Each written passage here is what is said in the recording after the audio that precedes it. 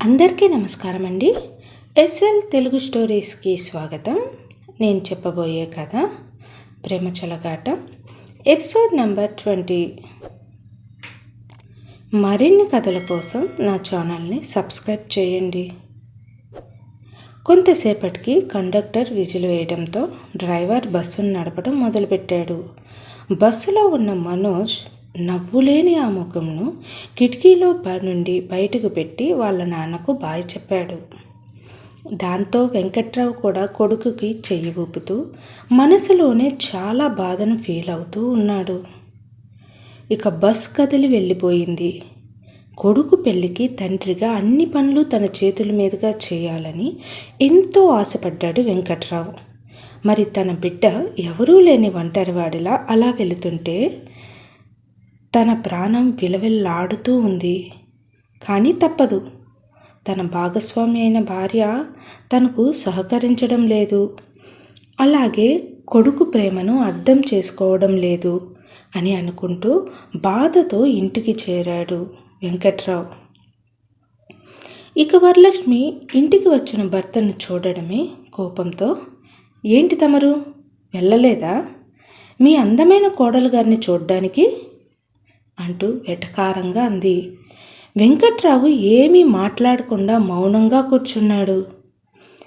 నవమాసాలు మోసి కన్న నేను వాడి పెళ్ళికి పనికిరాని దానిలా ఉన్నాను.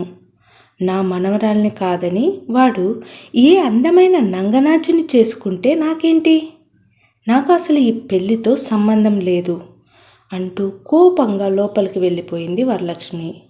ఇక వెంకట్రావు కూడా తన పనిలో తాను నిమగ్నమైపోయాడు. ఇక రమ్య వాళ్ళ ఇంట్లో మనోజ్ ఇంకా వాళ్ళ అమ్మ నాన్నతో పాటుగా వాళ్ళ బంధువులు ఎవరెవరు వస్తారో అని వారి అందరి కోసం ఏర్పాట్లు చేసుకుని మనోజ్ వాళ్ళ రాక కోసం ఎదురు చూస్తూ ఉన్నారు. ఇంతలో మనోజ్ వెళ్ళి కాలింగ్ బెల్ కొట్టాడు. ఎవరో వచ్చారా అని అనుకుంటూ సుందరమ్మ వెళ్ళి తలుపులు తెరిచి చూస్తే ఎదురుగా మనోజ్ చేతిలో ఒక బ్యాగ్ తగిలించుకుని ఉన్నాడు. సుందరమ్మకు మనోజ్ ఎలా ఉంటాడో తెలియదు. దాంతో తను సేల్స్ బాయ్ అని అనుకుని, ఏంటయ్యా బాబు, ఎలా పాలా లేకుండా ఎప్పుడు పడితే అప్పుడు ఇళ్ళకు వచ్చి బెల్ కొడతారా? నిన్నే కదా మీ దగ్గర కొన్నాము, మరలా వెంటనే కొనడానికి డబ్బు కూడా ఉండాలిగా అంటూ అరుస్తూ ఉంది. ఇక మనోజ్ తన గురించి చెప్పాలని ప్రయత్నిస్తున్నా అతన్ని మాట్లాడనివ్వకుండా తను వాగుతూనే ఉంది. రమ్య బామ్మ అరుపులు విని వచ్చి, ఏమైంది బామ్మ అంటూ బయటకు చూసింది. ఎదురుగా మనోజ్ ఉన్నాడు. దాంతో వెంటనే, మనోజ్ నువ్వేంటి ఒక్కడివే అని ఆశ్చర్యంగా అంటూ, బామ్మ తను మనోజ్, నేను ప్రేమించింది తననే అని నిదానంగా చెవులో అంది. దాంతో సుందరమ్మ ఒక్కసారిగా షాక్ అయింది. 2 నిమిషాల తర్వాత, సారీ బాబు, నేను నువ్వని అనుకోలేదు. మీరు చాలా నార్మల్గా సింపుల్గా వచ్చేశారు. ముందు లోపలికి రా బాబు అంటూ లోపలికి తీసుకుని వెళ్ళి కూర్చోమని చెప్పింది సుందరమ్మ. తన పెళ్ళి, తన ఎదురుగా ప్రేమించిన అమ్మాయి ఉంది, కానీ తనలో మాత్రం ఆనందం లేదు. వాళ్ళ అమ్మ నాన్న రాలేదు ఏంటి అని ఎవరైనా అడిగితే ఏం చెప్పాలి? నాన్న చెప్పినట్లు అబద్ధం చెప్పనా అని తనలో తాను ఆలోచనల్లో ప్రశ్నలతో ఆలోచించుకుంటూ ఉన్నాడు మనోజ్. సుందరయ్యకు మనోజ్లో ఏదో తెలియని గుబులు ఆందోళన కనిపించాయి. కానీ ఏమీ మాట్లాడకుండా మౌనంగా మనోజ్ను గమనిస్తూ ఉన్నాడు. అవును మనోజ్, మీ అమ్మగారు ఇంకా మీ వాళ్ళు వెనక వస్తున్నారా అంది సుందరమ్మ. లేదండి, మా అమ్మ నాన్న రావడం లేదు. అన్ని రకాల మీకు నేను గనుక నచ్చితే మీతోనే నిశ్చితార్థానికి కూడా డేట్ని ఫిక్స్ చేసుకుని రమ్మని చెప్పారు అని అన్నాడు. అదేంటి మనోజ్, పెద్దలు, పైగా నిన్ను కన్న తల్లిదండ్రులు, వారితో మాట్లాడకుండా వారి ఒప్పందం లేకుండా అలా ఎలా చేస్తాము అని ఆశ్చర్యంగా అన్నాడు సుందరయ్య. తాతగారు, మా అమ్మ నాన్నకు ఈ పెళ్ళి ఇష్టమే. అయినా నేను రమ్య ఎప్పటి నుంచో ప్రేమించుకున్నాము, అందుకే ఇలా.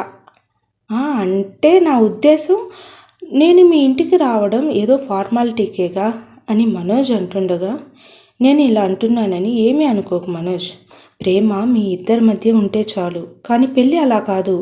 కుటుంబాలు, పెద్దలు, ఇంకా చాలా ఆచార వ్యవహారాలు ఉంటాయి. ఇంకా మీ పెద్దవాళ్ళతో మేము మాట్లాడాల్సిన విషయాలు చాలానే ఉంటాయి అని అన్నాడు సుందరయ్య.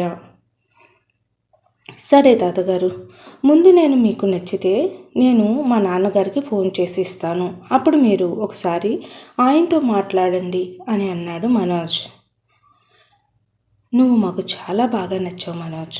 అయినా మా మనవరాలి సెలక్షన్ మామూలుగా లేదుగా, చాలా చాలా బాగుంది అన్నాడు సుందరయ్య. ఆ మాట విన్న సుందరమ్మ సుందరయ్యను ఒకసారి లోపలికి రమ్మని పిలిచింది. దాంతో సుందరమ్మ దగ్గరికి వెళ్ళి, ఏంటి ఇప్పుడు ఎందుకు పిలిచావు అని అన్నాడు. అసలు అంతగా మీకు అతనిలో ఏం నచ్చింది? ముందు అతని గురించి, వాళ్ళ కుటుంబం గురించి తెలుసుకోండి అని అంది సుందరమ్మ.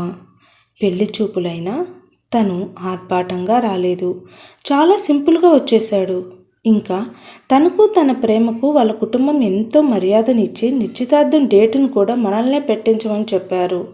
ఇంతకు మించి ఏం తెలుసుకోవాలి చెప్పు అంటూ ఉండగా ఈలోపు మనోజ్ ఫోన్ రింగ్ అవ్వడంతో వాళ్ళు మాటలు ఆపి మరలా హాల్లోకి వచ్చేశారు. హలో నాన్న, ఇక్కడంతా బాగానే ఉంది.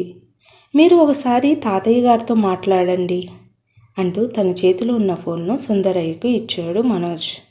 ఇక వాళ్ళిద్దరూ పెద్ద తరహాగా పెళ్ళి నిశ్చితార్థాల గురించి మాట్లాడుకుని ఫోన్ను మరలా మనోజ్కి ఇచ్చాడు సుందరయ్య. మనోజ్, నేను అన్ని విషయాలు వివరంగా పెద్ద ఆయనతో మాట్లాడాను. ఇక నువ్వు ఇంటికి రావద్దు, అటు నుంచి నీ రూమ్కి వెళ్ళిపో. తాతయ్య గారు మీకు నిశ్చితార్థం డేటును చెప్పిన తర్వాత మేమే అక్కడికి వస్తాము. నువ్వు మాత్రం ఎట్టి పరిస్థితుల్లోనూ ఇటు రాకు అని అన్నాడు వెంకట్రావు. సరే నాన్న, నేను ఇంటికి రానులే అంటూ బాధగా అన్నాడు మనోజ్. ఇది నువ్వు ఆనందంగా ఉండాల్సిన సమయం. ఇక్కడ విషయాలు అన్నీ నేను చూసుకుంటాను, సరేనా? నువ్వు ఆనందంగా ఉంటేనే అక్కడ మా కోడలు కూడా ఆనందంగా ఉంటుంది. నువ్వు నీ దిగులు అక్కడ చూపుతూ వాళ్ళ ఆనందాన్ని ఎందుకు పాడు చేయడం? నేను నీ నిశ్చితార్థం రోజు మీ అమ్మను కూడా తీసుకుని అక్కడికి వస్తాను. నువ్వు నీకు కావలసిన అన్ని సామాన్లు, బట్టలు కొత్తవి తీసుకుని రెడీగా ఉండు. అవసరం అయితే డబ్బు ఎంత కావాలో నన్ను అడుగు, నేను డబ్బులు పంపుతాను. సరే మనోజ్, ఇక నేను ఉంటాను అని చెప్పి ఫోన్ కట్ చేశాడు వెంకట్రావు. ఇక నిశ్చితార్థం రోజు మనోజ్ వాళ్ళ అమ్మను కూడా తీసుకుని వస్తానని వాళ్ళ నాన్న చెప్పడంతో మనోజ్ చాలా ఆనందంగా ఉన్నాడు. ఆ సమయం నుంచి తనలో తనకు పెళ్లికల వచ్చినట్లుగా ఉంది. ఇక తను ఎంతో ఆనందంగా రమ్య దగ్గరికి వెళ్ళాడు. ఏంటి మనోజ్, ఇప్పటి వరకు ఏదో డీలాగా ఉన్నావు, ఇంతలోనే నీలో ఏదో తెలియని ఆనందం కనబడుతూ ఉంది. ఏంటి సార్ సంగతి అని సరదాగా అంది రమ్య. అది మా నాన్న నాకు బుద్ధి చెప్పాడు, అందుకే ఇలా ఉన్నాను. తమరికి మా మామయ్య గారు ఏమని బుద్ధి చెప్పారో? అది నా కోడల్ని జాగ్రత్తగా చూసుకో, ఎప్పుడూ ఆనందంగా ఉండేలా చూసుకో అని అన్నాడు. అందుకే ఈ మేడం గారి కోసం నా మూడ్ని చేంజ్ చేసుకుని వచ్చాను అని సరదాగా నవ్వుతూ అన్నాడు మనోజ్. చూసావా మనోజ్, మీ నాన్న చెబితే కానీ నీకు బుద్ధి రాలేదు, రేపటి నుంచి ఆ బుద్ధి జ్ఞానాన్ని నేను నీకు నేర్పిస్తాను అని నవ్వుతూ సరదాగా అంది రమ్య. ఏంటి, నువ్వు నాకు నేర్పిస్తావా అంటూ ఇద్దరు కలిసి ఒకరి వెనుక ఒకరు పెరిగెడుతూ అలా ఆ ప్రేమ జంట అల్లరి అల్లరిగా ఆడుకుంటూ ఉంటే అది చూసిన రమ్య వాళ్ళ తాతయ్య బామ్మ చాలా ఆనందించారు. వీళ్ళిద్దరూ ఇలాగే ఆనందంగా కలకాలం నవ్వుతూ పిల్లాపాపలతో ఎదుగుతూ ఉండాలండి అని వాళ్ళని చూస్తూ ఆనందంతో అంది సుందరమ్మ. అవును సుందరి, ఎలాగైనా ఈ పెళ్ళిని ఏ ఆటంకాలు లేకుండా ఆనందంగా జరిపించి రమ్య బాధ్యతను మనం ఉండగానే మనోజ్కు అప్పగించాలి అని అనుకుంటున్నాను అని అన్నాడు సుందరయ్య. ఇక ఆటంకాలు అంటూ ఏముంటాయి, వాళ్ళిద్దరూ ప్రేమించుకున్నారు. ఇంకా మన ఇరు కుటుంబాలు ఈ పెళ్ళికి ఒప్పుకున్నాం కదా, ఇక ఆటంకాలంటూ ఏమీ రావులేండి అని ధైర్యంగా అంది సుందరమ్మ. నిజమే సుందరి, నువ్వు అన్నట్లుగా ఏ ఆటంకాలు రావు, కానీ మనం మాత్రం మన మనవరాలిని మనవరాలి పెళ్లిని చాలా ఘనంగా జరిపించాలి. పెళ్లికి వచ్చిన వారందరూ ఆశ్చర్యంగా ఈ పెళ్లిని చూడాలి, సరేనా అంటూ ఆ ముసలివారు ఇరువురూ కలిసి తెగ సంబరపడిపోయారు. అలాగే చేద్దాంలే అండి అంటూ ఆనందంగా అంది సుందరమ్మ. ఇక రూమ్ బయట సుందరయ్య సుందరమ్మని చూసి రమ్య రూమ్లో నుండి బయటకు వచ్చాడు మనోజ్. సారీ తాతయ్య, మీ పర్మిషన్ లేకుండా రమ్య రూమ్లోకి వెళ్ళాను అన్నాడు మనోజ్. అయ్యో సారీ ఎందుకులే బాబు, నువ్వేమీ అనుకోనంటే నేను నిన్ను ఒక మాట అడగనా అని అన్నాడు సుందరయ్య. ఓ అడగండి తాతగారు. మనోజ్, నీ ఉద్యోగం ఇక్కడే కాబట్టి నువ్వు కూడా మాతో పాటు ఈ ఇంట్లోనే ఉంటావు కదా అని అన్నాడు సుందరయ్య. అదే మీకు ఇష్టమైతే అలాగే ఉంటాను తాతగారు. అయినా ఈ వయసులో మిమ్మల్ని మీ మనవరాల్ని విడదీయలేను అని అన్నాడు మనోజ్. ఆ మాటతో సుందరయ్య సుందరమ్మకు చాలా ఆనందం వేసింది. ఇంత మంచి మనసు ఉన్న మనోజ్ను వాళ్ళు ఇద్దరు చాలా బాగా ఇష్టపడ్డారు. ఇక మనోజ్ అన్న ఆ మాట విన్న రమ్య ఆనందంతో వచ్చి మనోజ్ను ప్రేమగా కౌగిలించుకొని thank you Manoj, thank you so much అని అంది.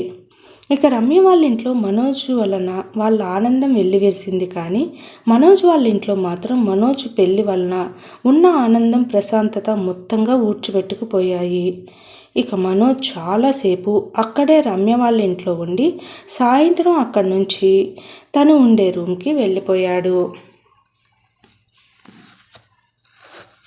అక్క కూతుర్ని పెళ్లి చేసుకోమని మనోజ్ వాళ్ళమ్మ అంటుంటే కాదు, కొడుకు ప్రేమించిన అమ్మాయినే చేయాలని ప్రయత్నం చేస్తున్నాడు వాళ్ళ నాన్న.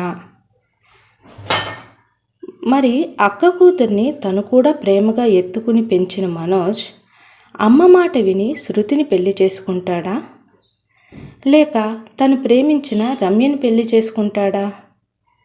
ఇక ఎవరు అనుకున్నది జరుగుతుంది? ఇంకా ఇదంతా తర్వాయి భాగంలో చూద్దాం. నా కథ నచ్చినట్లయితే దయచేసి సబ్స్క్రైబ్ చేసి లైక్ చేసి షేర్ చేయండి. Thank you.